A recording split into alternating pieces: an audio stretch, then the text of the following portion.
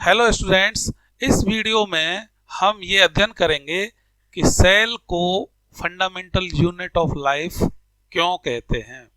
सबसे पहले आपको सेल से इंट्रोड्यूस कराते हैं। सेल है क्या?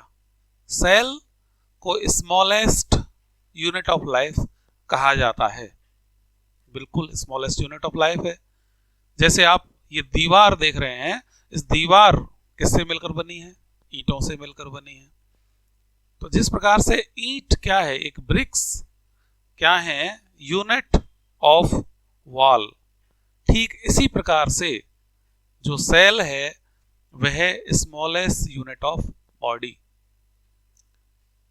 इट मींस क्या हुआ कि बहुत सारी सेल से मिलकर किसी भी इंडिविजुअल का शरीर बना है। अब सेल एक स्मॉलेस्ट यूनिट है और इसको स्ट्रक्चरल यूनिट और फंक्शनल यूनिट कहा जाता है। स्ट्रक्चरल यूनिट क्यों कहा जाता है? जैसा मैंने बताया अभी, स्ट्रक्चर जो है बना रही है, तो इसलिए सेल को स्ट्रक्चरल यूनिट कहा जाता है। फंक्शनल यूनिट क्यों कहा जाता है? फंक्शनल यूनिट इसलिए कहा जाता है क्योंकि बहुत सारी जो फिजियोलॉजिकल, बायोकेमिकल, जेनेटिक और मेटाबॉलिक जो फंक्शंस हैं वो सेल के अंदर ही होते हैं। इसके जो कंपोनेंट हैं वे जो लाइफ प्रोसेस जो परफॉर्म करते हैं वे लाइफ प्रोसेस होती हैं जो इंडिविजुअल के सरवाइव करने के लिए आवश्यक होती हैं। In other words we can say various metabolic reactions takes place inside the cell. तो cytoplasm of the cell provide the site for many metabolic reactions। चलिए अब हम बताते हैं इसको डिस्कवर कैसे हुई थी, सेल की डिस्कवरी के बारे में। तो 1665 में रॉबर्ट हुक ने एक जो कॉर्क है, कॉर्क के टुकड़े में थिन सेक्शंस काटे थे और उसमें जो थिन सेक्शन था उसमें देखा उन्होंने तो बहुत सारे छोटे छोटे कंपार्टमेंट्स दिखाई दिए, स्मॉल चैम्बर्स। उन कंपार्टमेंट्स को उन्होंने सेल्स नाम दिया। सेल्स, तो सेल मींस वैसे भी स्मॉल कंपार्टमेंट। तो आप इमेजिन करिए कि रॉबर्ट हुक ने जो कॉर्क की सेल्स जो देखी थी, जो कॉर्क में जो सेल्स देखी थी सेक्शन में, वो बिल्कुल ठीक ऐसे मधुमक्खी के छत्ते में जो चैम्बर्स होते हैं ऐसे उन्हें दिखाई दिए थे। तो वो सेल्स डेड थी, क्यों कॉर्क में जो सेल्स होंगी तो कॉर्क डेड है, तो इस तरह से वो सेल डेड थी। और कॉर्क जो प्लांट से ऑब्टेन हुई है, तो कॉर्क प्लांट पार्ट है, तो वो जो सेल्स होंगी वो प्लांट सेल होंगी। तो इस प्रकार से रॉबर्ट हुक ने क्या ऑब्जर्व किया था? केवल सेल वॉल को ऑब्जर्व किया था, अंदर का कंटेंट नहीं, वो डेड सेल्स थी। कई बार ऐसा भी पूछा जाता है कंपटीशंस में आपसे, सेल वॉल को किसने डिस्कवर किया था? तो रॉबर्ट हुक ने ही सेल को, और जो फर्स्ट सेल वॉल है प्लांट सेल की, उसको रॉबर्ट हुक ने ही डिस्कवर किया था। उन्होंने इसको सेल को अपनी पुस्तक माइक्रोग्राफिया में भी इसका वर्णन किया था। तो वो डेड सेल्स थी। बाद में लिविंग सेल्स को जो डिस्कवर किया था वे वैज्ञानिक थे एंटोनी वॉन ल्यूवेनहुक। तो एंटोनी वॉन ल्यूवेनहुक ने 1674 में लिविंग सेल्स को, लिविंग सेल्स मींस बैक्टीरिया, कुछ प्रोटोजोन्स की सेल्स हैं, आरबीसी हैं, तो ये लिविंग सेल्स को उन्होंने सबसे पहले एंटोनी वॉन ल्यूवेनहुक ने डिस्कवर किया था। इसके बाद तो फिर माइक्रोस्कोपी और एडवांस हो गई, तो माइक्रोस्कोप थोड़ा सा एडवांस हो गया, तो सेल के अंदर के जो सेल ऑर्गेनेल्स हैं और वो अंदर के जो प्रोटोप्लाज्म हैं उनका अध्ययन किया जाने लगा। और रॉबर्ट ब्राउन, उन्होंने 1831 में न्यूक्लियस को डिस्कवर किया। उसके बाद 1839 में एक वैज्ञानिक थे जे.ई. परकिंजे, उन्होंने सेल के अंदर का जो कंटेंट था उसको प्रोटोप्लाज्म नाम दिया। प्रोटोप्लाज्म जो बड़ा इंपॉर्टेंट है, जिसके अंदर सारे मेटाबॉलिक रिएक्शंस होते हैं। तो ये आपको ध्यान रखना चाहिए कि जो सेल मेम्ब्रेन और न्यूक्लियर मेम्ब्रेन के बीच में जो मटेरियल है वह साइटोप्लाज्म होता है, और न्यूक्लियर के मेम्ब्रेन जो अंदर मटेरियल है वो न्यूक्लियोप्लाज्म। सेल के अंदर पूरा जो कंटेंट है वह प्रोटोप्लाज्म।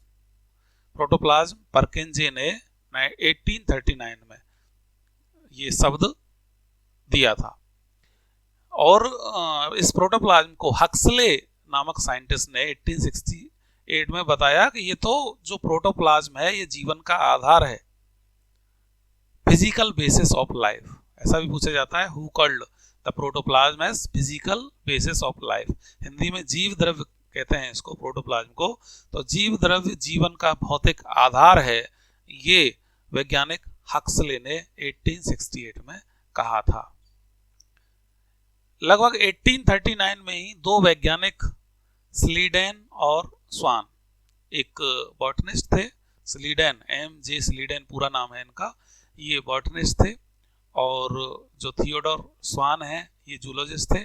इन्होंने, स्लीडेन एंड स्वान ने, एक सेल थ्योरी डेवलप की। सेल के बारे में कुछ की पॉइंट्स हैं उनको बताया। और क्या बताया कि body of all living organisms are made up of cells. ये उन्होंने एक स्टेटमेंट दिया और क्लियर बता दिया कि cells are structural and functional unit of life. इसके बाद ये सवाल उठा कि अब नई सेल्स की उत्पत्ति कैसे होती है। तो ये क्लियर रुडोल्फ विर्चो साइंटिस्ट थे 1855 में। उन्होंने एक शब्द दिया, ओमने सेल्ला ई सेल्ला। इट मीन्स जो cells always arise from pre existing cells. तो रुडोल्फ विर्चो ने ये स्टेटमेंट दिया और उन्होंने बताया कि new cells always arise from pre existing cells.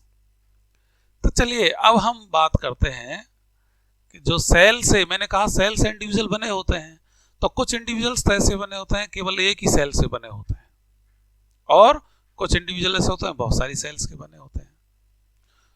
तो जो एक सेल से बने होंगे उन्हें यूनिसेलुलर ऑर्गेनिज्म कहेंगे, बहुत सारी सेल से बने होंगे उन्हें मल्टीसेलुलर ऑर्गेनिज्म कहेंगे। तो मल्टी सेलर्स को तो आप जानते हो, बहुत सारी सेल्स के जो इंडिविजुअल जो बने हैं, जितने भी प्लांट हैं, एनिमल्स हैं। यूनिसेलुलर ऑर्गेनिज्म जो अमीबा है, पैरामीशियम है, क्लेमाइडोमोनास है, और ये बैक्टीरिया भी एक ही सेल होती है इनमें। तो एक सेल से बने हुए जो जीव हैं और बहुत सारी सेल से जो बने हुए जीव हैं, इनमें क्या अंतर है? What is difference between unicellular and multicellular organism? तो मैं अब इसकी चर्चा करता हूं आपके सामने। तो सबसे पहले एक डिफरेंस तो आपको पता ही है कि सिंगल सेल से बने हैं, वो बहुत सारी सेल से बने हैं। दूसरी बात क्या है, आपको पता है जब एक ही सेल से बना है यूनिसेलर, तो वो सारे जो फंक्शंस हैं, चाहे वो डाइजेशन से संबंधित हो, रेस्पायरेशन से संबंधित हो, रिप्रोडक्शन से संबंधित हो, चाहे वे मूवमेंट से संबंधित हो, तो एक ही सेल सारे फंक्शन परफॉर्म करेगी।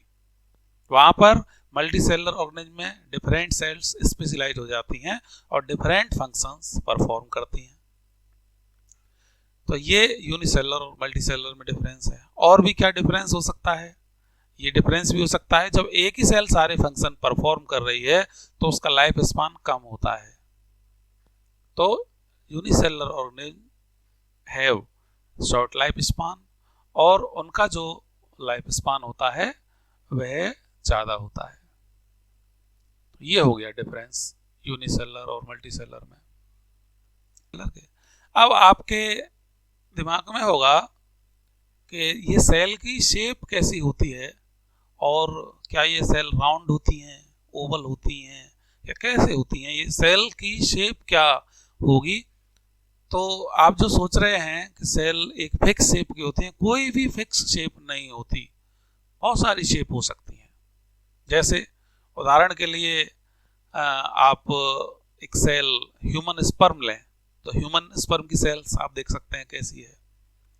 कोई भी एक mucus secreting cells, goblet cells लें आप, तो गोबलेट सेल्स की शेप आप देख सकते हैं कैसी है, एक फ्लास्क जैसी है। कोई भी मसल सेल लें मान लो आप, तो muscle cell spindle shaped muscle cell होती हैं।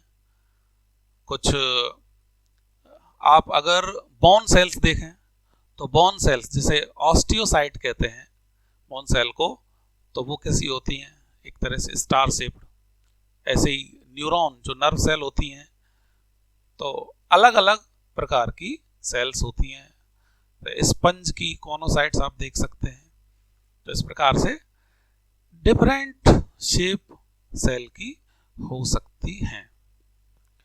इसके बाद हम इस सेल की स्ट्रक्चर के बारे में आपके साथ डिस्कस करना चाह रहे हैं। तो प्लांट सेल की स्ट्रक्चर के बारे में वर्णन करते हैं। प्लांट सेल को आप समझने की दृष्टि से ऐसा मानिए, एक मैंने कहा हालांकि स्मॉलेस्ट यूनिट है बॉडी की, तो उस स्मॉलेस्ट यूनिट को मैं एक बहुत बड़ा ऑर्गेनाइजेशन मान रहा हूं।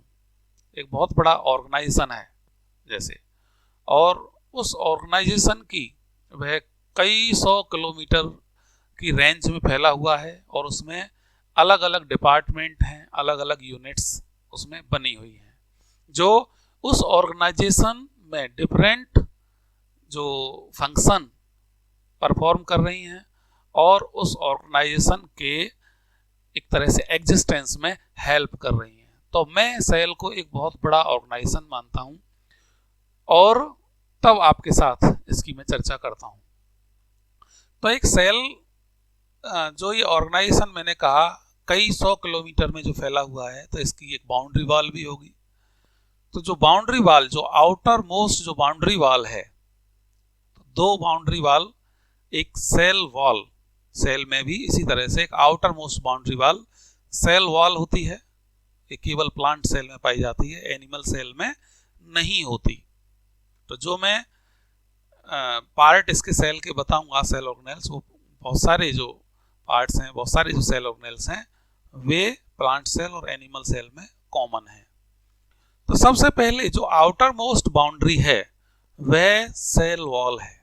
उस ऑर्गेनाइजेशन की आउटर मोस्ट बाउंड्री, जैसे मैं कह रहा हूं, सेल वॉल एक मोटी होती है, थिक और रिजिड लेयर होती है, जो सेलुलोज की बनी होती है। यही तो प्लांट सेल को शेप प्रोवाइड करती है। प्लांट सेल को एक तरह से एक प्रोटेक्ट करती है और श्रिंक होने से बचाती है। किसी भी अगर हाइपरटोनिक सॉल्यूशन में, जैसे आपने देखा होगा जो सब्जियां हैं ना, उनको अगर पानी हम उन पर छिड़कते रहते हैं तो वे एक फ्रेश महसूस होती हैं, और अगर हमने पानी छिड़कना बंद कर दिया तो क्या श्रिंक हो जाती हैं उनकी जो सेल्स हैं, और वह एक श्रिंकिंग अपीयरेंस उनकी दिखाई देती है। तो सेल वॉल एक सेल की शेप को मेंटेन करती हैं, और जहां ये श्रिंक होने से बचाती हैं हाइपरटोनिक सॉल्यूशन में, वहीं हाइपोटोनिक पतला सॉल्यूशन रख दिया अगर, तो उसमें सेल को फटने से भी बचाती हैं। तो सेल वॉल, जो प्लांट सेल में जो सेल वॉल है, मैंने कहा जैसे एक ऑर्गेनाइजेशन की आउटर मोस्ट बाउंड्री है, इसी तरह से सेल वॉल भी उसकी सुरक्षा करती है सेल की। दो सेल वॉल, जैसे एक मल्टी सेलर में तो दो सेल होंगी, तो एक सेल वॉल और दूसरी सेल वॉल के बीच में कैल्शियम पैक्टेट की लेयर पाई जाती है, और जिसे कहते हैं मिडिल लैमेला। तो एक मिडिल लैमेला के द्वारा सेल वॉल आपस में जुड़ी रहती है। तो सुरक्षा की दृष्टि से ये तो एक outermost boundary, thick rigid layer जो मेड अप ऑफ सेलुलोज की बनी हुई है। इसके बाद जो सेल मेम्ब्रेन, एक दूसरी बाउंड्री होती है, ये थिन फ्लेक्सिबल मेम्ब्रेन होती है, जो प्लांट सेल और एनिमल सेल्स दोनों में ही पाई जाती है। तो जैसा मैंने कहा, उस ऑर्गेनाइजेशन में एक आउटर मोस्ट बाउंड्री है और एक और बाउंड्री समझिएगा, तो ये सेकंड बाउंड्री है उसकी सुरक्षा की दृष्टि से।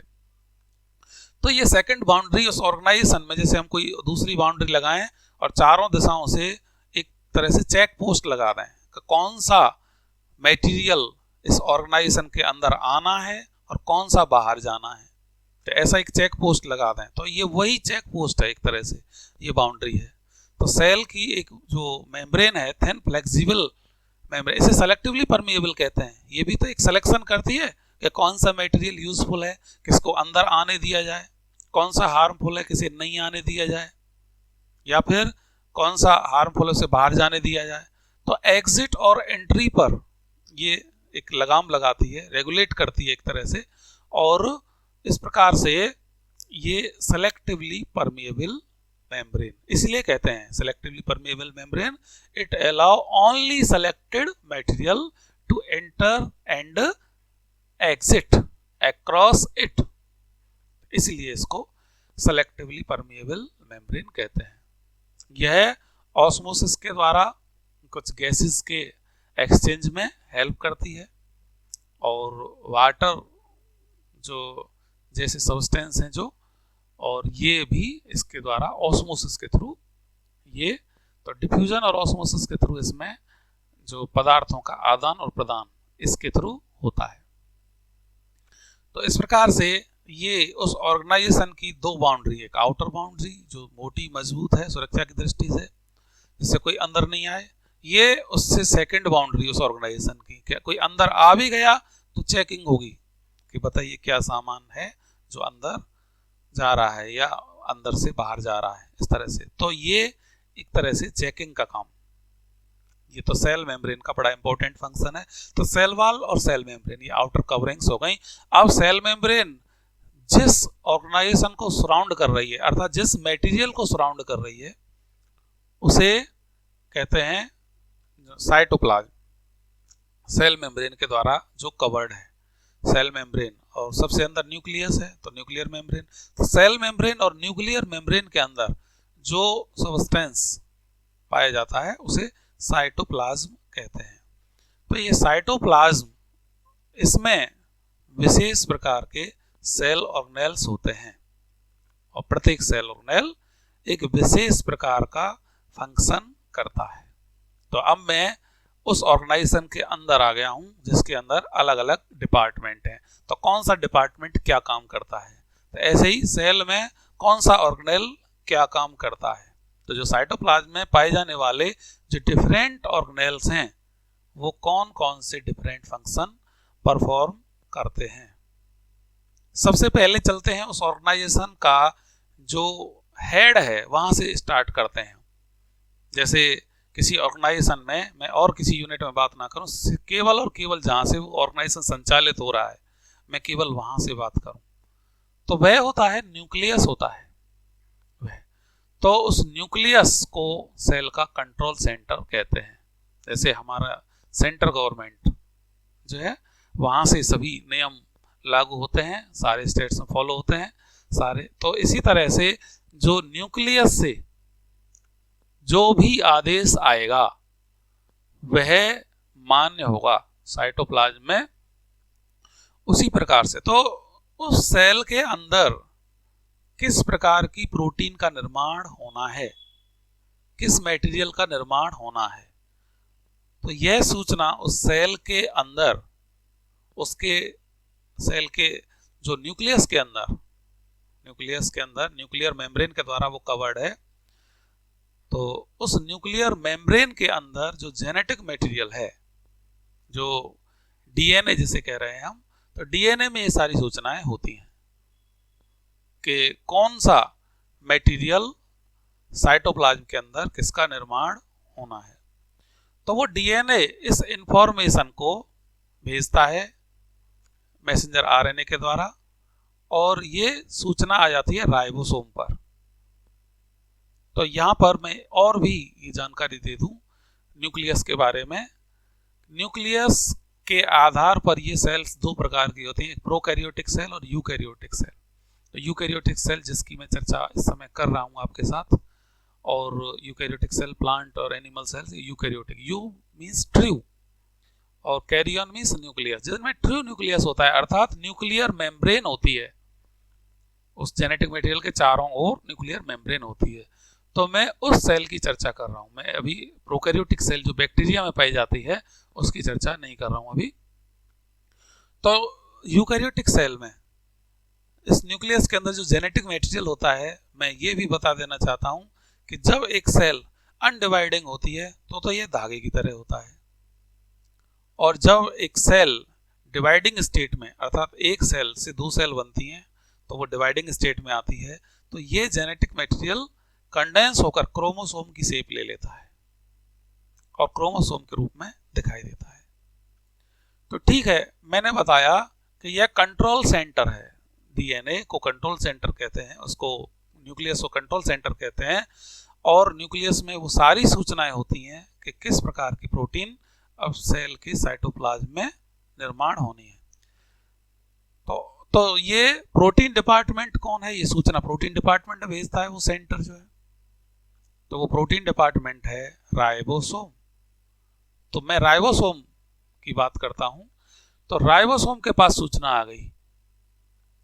राइबोसोम कहां मिलेगा, उस ऑर्गेनाइजेशन में जो प्रोटीन डिपार्टमेंट है। ऐसे ही सेल में जो राइबोसोम है साइटोप्लाज्म में ये बिखरे हुए भी पाए जा सकते हैं राइबोसोम, और ये एंडोप्लाज्मिक रेटिकुलम पर भी स्थित होते हैं।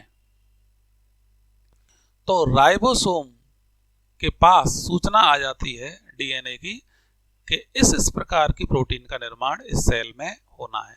तो राइबोसोम को प्रोटीन फैक्ट्री भी कहा जाता है, इसलिए इस यूनिट को राइबोसोम प्रोटीन का निर्माण करना प्रारंभ कर देते हैं। तो राइबोसोम को पेलेड ने डिस्कवर किया था, जॉर्ज पेलेड ने, इसलिए इनको पेलेड पार्टिकल्स भी कहते हैं। राइबोसोम में दो सब यूनिट, एक लार्ज सब यूनिट और एक स्मॉल सब यूनिट पाई जाती है, और ये दोनों ही subunit at the time of protein synthesis, protein के निर्माण के लिए आपस में जुड़कर और प्रोटीन का निर्माण करने लगती हैं। तो जैसा मैंने बताया, ये एंडोप्लाज्मिक रेटिकुलम पर ही ये राइबोसोम स्थित होते हैं और प्रोटीन का निर्माण कर देते हैं। अब इस प्रोटीन का ट्रांसपोर्ट होना है एक जगह से दूसरी जगह, तो यह काम एंडोप्लाज्मिक रेटिकुलम करता है। तो आइए अब एंडोप्लाज्मिक रेटिकुलम के बारे में जानकारी कर लेते हैं। तो देखिए, एंडोप्लाज्मिक रेटिकुलम क्या है, एक परिवहन विभाग उस ऑर्गेनाइजेशन में जो कई सौ किलोमीटर में फैला हुआ है। तो अकॉर्डिंग टू नीड, तो सेंट्रल गवर्नमेंट ने कोई आदेश दे दिया, कोई रिलीज कर दिया, अब वह उसके अनुसार कोई मटेरियल बन गया, वो मटेरियल सब जगह वह ट्रांसपोर्ट होना चाहिए। ठीक इसी प्रकार से ये एंडोप्लाज्मिक रेटिकुलम एक क्या है, ट्यूबुलर नेटवर्क है, पूरी सेल में पाए जाने वाला एक ट्यूबुलर नेटवर्क है, और ये ट्यूब्यूल्स हैं, ये आपस में इंटरकनेक्ट होकर और सेल के जिस पार्ट में जहां आवश्यकता होती है सेल में, वहां पर उस मटेरियल को पहुंचाता है, और ये ट्यूबुलर नेटवर्क। तो इस पर राइबोसोम तो स्थित होते ही हैं, इससे चिपके रहते हैं राइबोसोम जो पार्टिकल्स हैं। तो इसलिए यह ट्यूबुलर नेटवर्क जो एंडोप्लाज्मिक रेटिकुलम है, न्यूक्लियस के चारों ओर ये ट्यूबुलर नेटवर्क जो पाया जाता है, तो ये दो प्रकार का अपीयर होता है। जिन पर राइबोसोम चिपके रहते हैं वो रफ अपीयरेंस दिखाई देती है, इसलिए उनको रफ एंडोप्लाज्मिक रेटिकुलम के नाम से जाना जाता है। लेकिन जिन पर राइबोसोम नहीं चिपके होते उन्हें वो स्मूथ अपीयर होते हैं, इसलिए उनको स्मूथ एंडोप्लाज्मिक रेटिकुलम कहा जाता है। इसके फंक्शन की बात करते हैं, रफ एंडोप्लाज्मिक रेटिकुलम। तो रफ एंडोप्लाज्मिक रेटिकुलम पर तो प्रोटीन का निर्माण हो रहा है, तो वो प्रोटीन को लेकर वे ट्रांसपोर्ट करती हैं। ऐसे ही जो स्मूथ एंडोप्लाज्मिक रेटिकुलम है वह एक लिपिड के फॉर्मेशन में भी हेल्प करती हैं, और कुछ बहुत सारे जो पॉइजन्स हैं और ड्रग्स हैं उनको डिटॉक्सिफाइंग में भी हेल्प करती हैं। तो इस प्रकार से प्रोटीन और लिपिड को ये एक जगह से दूसरी जगह ट्रांसफर करने का काम करती हैं सेल के अंदर ही। अच्छा, सेल के अंदर इन प्रोटीन और लिपिड की क्या जरूरत होगी? अभी मैंने बताया ना, सेल मेम्ब्रेन बनी होती है लिपिड और प्रोटीन की, तो डिफरेंट सेल ऑर्गेनेल्स की मेम्ब्रेन भी लिपिड और प्रोटीन की बनी होती हैं। तो उन मेम्ब्रेन के निर्माण की जरूरत पड़ेगी कि नहीं पड़ेगी? उनके लिए लिपिड और प्रोटीन चाहिए। तो लिपिड और प्रोटीन ये दोनों ही वहां पर जाकर और सेल मेम्ब्रेन का निर्माण करते हैं और इसे कहते हैं मेम्ब्रेन बायोजेनेसिस, अर्थात मेम्ब्रेन का निर्माण करना। सेल मेम्ब्रेन, चाहे वो माइटोकॉन्ड्रिया की मेम्ब्रेन है, प्लास्टिड्स की मेम्ब्रेन है, तो ये मेम्ब्रेन का निर्माण जो होता है, डिफरेंट सेल ऑर्गेनेल्स की मेम्ब्रेन्स का निर्माण जो होता है, वे इन्हीं लिपिड और प्रोटीन्स के द्वारा होता है जो सेल के अंदर ट्रांसफर किए जाते हैं।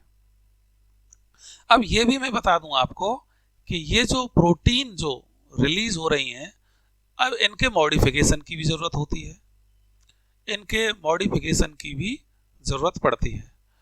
तो इनके मॉडिफिकेशन के लिए एक अन्य डिपार्टमेंट होता है जो इनकी द्वारा जो रिलीज की गई जो प्रोटीन्स हैं उनको मॉडिफाई करता है।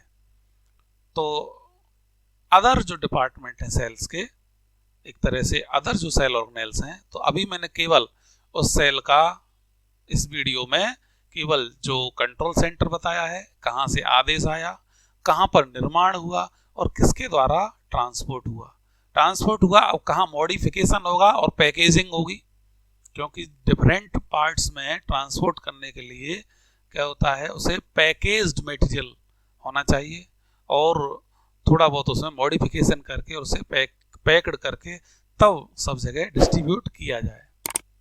तो वो मॉडिफिकेशन और पैकेजिंग कहाँ होता है, ये हम अगले वीडियो में आपको बताएंगे।